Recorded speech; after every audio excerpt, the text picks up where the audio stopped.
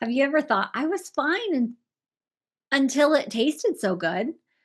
You weren't even that hungry, but once you started enjoying it, you didn't want to stop. This isn't about willpower, it's about safety. And today we're talking about how to stop at enough without feeling restricted.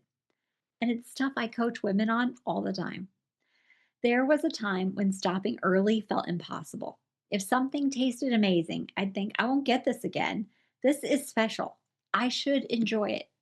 I deserve it. That would be my ending one. I deserve it. And enjoy it, it would enjoying would turn into overeating most of the time. And then I'd feel bloated. I would feel uncomfortable. I would feel frustrated. But the next time, same cycle. I It wasn't hunger. It was like an emotional urgency. Gotta have it. That whole FOMO thing in like hyperdrive.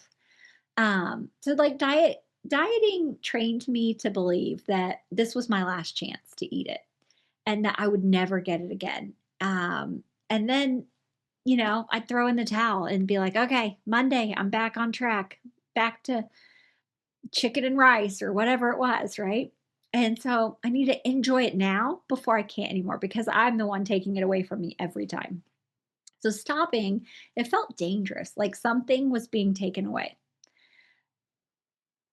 Restriction says that you can't. You can't have it. Stopping it enough says, I can. I can have some more later if I want. That difference matters. Restriction, it creates panic for sure.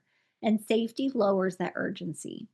So even now, overeating often happens when I'm upset or I'm excited, distracted, or definitely overstimulated. It's not about the food. It's about my emotional regulation. I don't know if you've heard about that before, but how strong my feelings are feeling that day. Feeling the feelings, right? And stopping is harder when the emotions are high. That doesn't mean that we've failed. It means that we're human. That we might need a little help with that. That's what coaching is. Getting a little bit of help. Next time something tastes amazing, I want you to just pause halfway and ask, if I stop now, could I have more later? That question, it takes the temperature down like immediately, creates safety. It feels okay, not like it's being taken away. You're not taking it away. You're choosing. And that's a big difference. Definitely we like to have choices. All right, I've got my reflection questions for you. What story does your brain tell you when food tastes really good? Mine was always FOMO. Do you feel urgency or scarcity? And then what would safety feel like instead? If it was calmer, if it wasn't such a rushed type feeling, what would that feel like? And then ask yourself, have I ever stopped early, maybe a couple bites early, and then been proud later? That carried with me. I loved getting to create scenarios that I could be proud of myself.